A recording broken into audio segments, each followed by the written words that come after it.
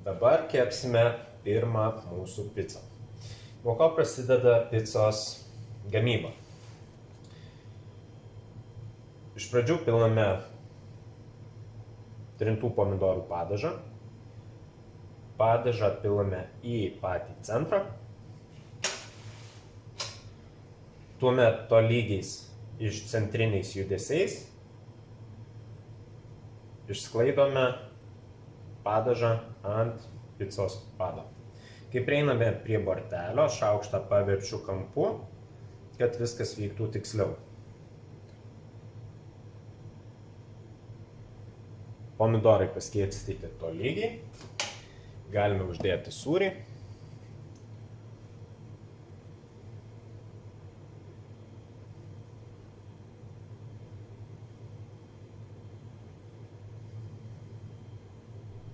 Ir pašauti picą į krosnį.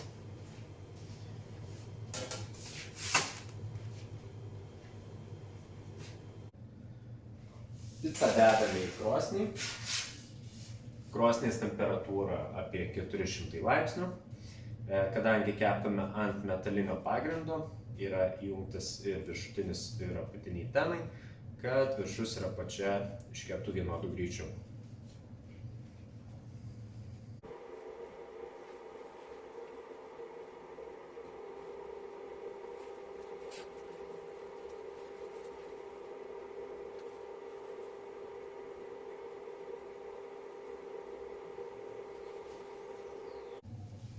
Picą galime pasukioti ir įsitikinti, kad iš visų pusių kepa tolygiai. Taip pat galime patikrinti, kaip kepa apačia.